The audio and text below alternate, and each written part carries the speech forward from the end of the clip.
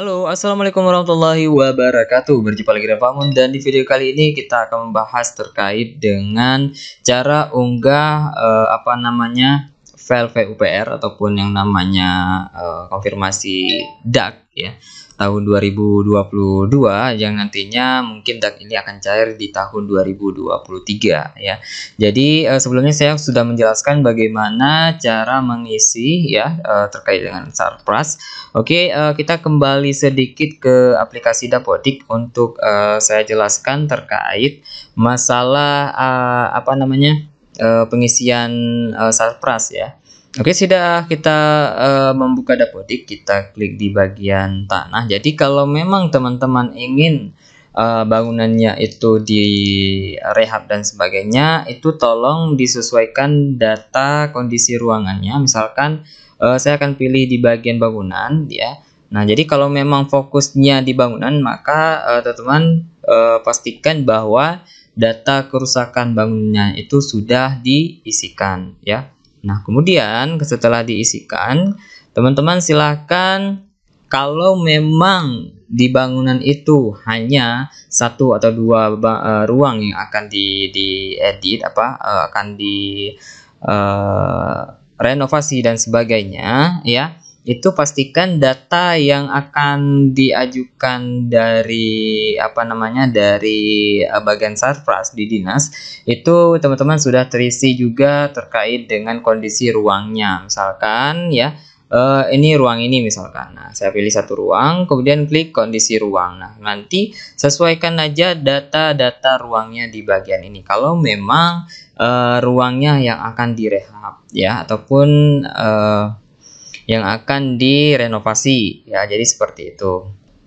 Nah, sekarang di video kali ini ya saya akan membahas terkait bagaimana teman-teman itu mengunggah file ataupun form PUPR itu ke dalam aplikasi ataupun webnya SP Dapodik ya, karena banyak sekali teman-teman yang bingung terkait dengan bagaimana cara mengunggah dan melakukan verifikasi ini. Nah, nanti yang melakukan verifikasi daripada pengajuan teman-teman adalah admin dinasnya ya. Jadi untuk bangunan ini sebenarnya harus semuanya di verifikasi ataupun diisikan data form PUPR-nya ya. Nah, kemudian teman-teman ya aparatur sekolah kemudian masuk di webnya SP Dapodik, kemudian login dengan akun Dapodik. Nah, selanjutnya teman-teman silahkan ke bagian Sarpras di bagian ini. Nah, nanti di bagian ini kemudian klik di bagian form ya. Jadi di sini ada data sarananya semuanya. Di sini teman-teman data-data ruangnya. Kemudian di sini terkait form-form ini ya, form ruang kelas apakah memiliki atau tidak, ini diisikan, kemudian klik simpan ya. Ini karena tidak ada perubahan, misalkan tidak memiliki misalkan. Nah, kemudian klik simpan ya. Jadi soal ini tidak bisa lagi terisi, ini karena mengacu pada data dinamis di aplikasi Dapodik. Data dinamis itu di mana Pak Mun? Nah, data dinamis itu ada di bagian di form ini juga ada ya. Di form ketika teman-teman mau sinkron juga ada. Di sini juga ada ditanya ya, apakah ada ruang kelas, ruang UKS, ruang guru ya. Nah, jadi kalau mau sinkron juga ada nanti form data dinamis itu. Nah, jadi di sini tidak bisa dilakukan yang namanya editing lagi seperti tahun 2021. Nah, jadi selanjutnya ini form penilaian kerusakan bangunan. Nah, jadi video ini saya fokuskan di bagian form ini. Nah, selanjutnya ya teman-teman silahkan mengunggah file ini ya, file yang ada di sini. Misalkan ini bangunan perpus, bangunan yang akan direnovasi.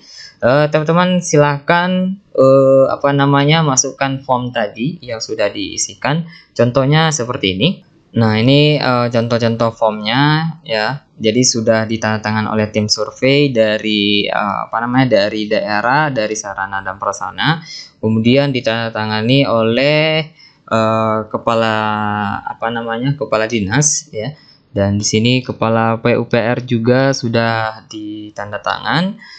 ataupun pihak PUPR-nya, dan setelah itu kita upload. Nah, cara uploadnya itu seperti yang sudah saya jelaskan tadi, buka SP Datadik, kemudian di bagian Sarpras klik aja, kemudian klik form penilaian kerusakan bangunan. Nah, jadi di sini adalah purpose, misalkan sudah sesuai ya, kalau memang sudah sesuai. Kalau belum data rusaknya ini belum sesuai, itu teman-teman jangan melakukan yang namanya unggahan ya. Jadi tunggu sampai datanya ini update sesuai dengan data form tadi. Kalau memang form itu misalkan ini 87,3%,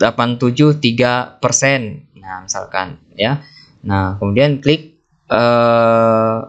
seperti ini misalkan, kemudian unggah. Nah, jadi untuk form ini apa namanya, diisikan sekalian ya teman-teman. Nah, misalkan ini sudah sesuai, kalau memang yang mau diapakan diunggah di bagian sini ya. Nah, jadi diunggah seperti ini, kemudian klik upload berkas. Nah, selanjutnya saya akan tambahkan bangunan 6 di sini. Oke, kemudian kita lampirkan. Nah, ketika sudah, kita klik upload berkas. Nah, jadi ini saya kompres lagi ya, karena apa? Mungkin terlalu besar ya, gagal terus. Oke, saya coba lagi untuk purpose. Ini di bawah 500 ya teman-teman. Kemudian bangunan 6, saya coba lagi. Jika sudah, klik upload. Nah, jadi ini kalau memang bisa berarti di bawah 500 KB ya.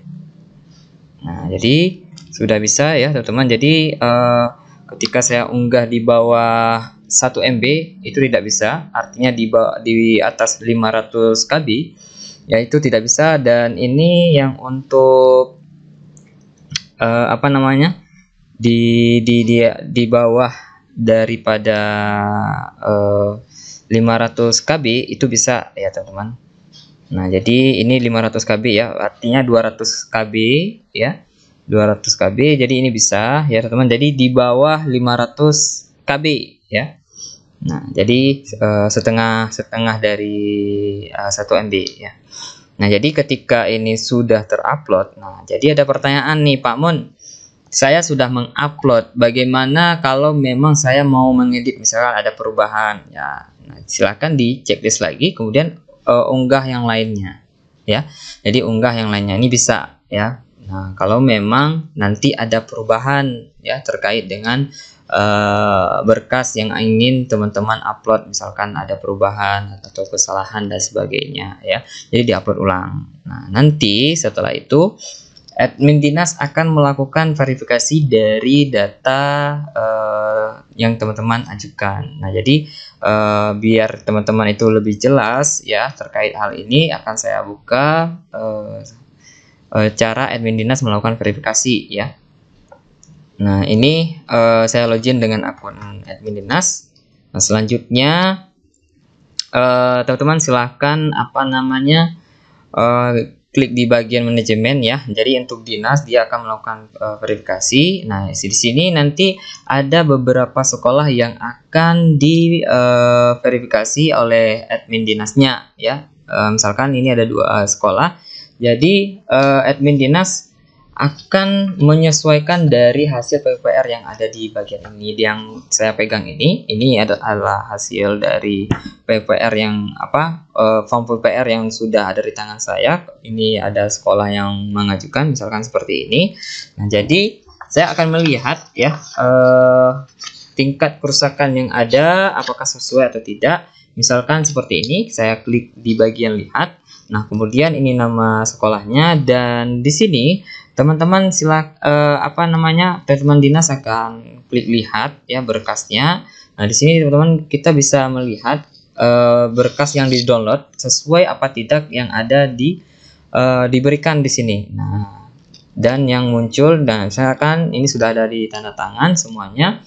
Nah, kemudian kalau memang sesuai ya dengan yang ada di form ini, kemudian kita klik sesuai. Nah, selanjutnya kita klik simpan data. Nah, jadi begitulah cara admin dinas melakukan konfirmasi dari permintaan sekolah ya. Nah, kemudian klik tutup. Nah, jadi sisanya nanti akan masuk ke bagian sudah verifikasi. Nah, jadi bisa dibatalkan ya, teman-teman. Jadi bisa admin dinas itu bisa membatalkan hasil daripada pengajuannya teman-teman. Nah, misalkan tiba-tiba sekolahnya bilang, "Oh, Pak, ada kesalahan, jangan disetujui dulu ya." Nah, misalkan maka kami akan melakukan pembatalan. Nah, selanjutnya silakan teman-teman melakukan yang namanya perbaikan ya. Nah, jadi seperti itu penjelasan singkat dari saya. Mudah-mudahan Bapak Ibu yang menonton video ini bisa jelas ya terkait dengan cara mengunggah form penilaian kerusakan bangunan dan gambaran sedikit tentang admin dinas bagaimana melakukan verifikasi terhadap pengajuan DAK ini ya melalui manajemen Dapodi.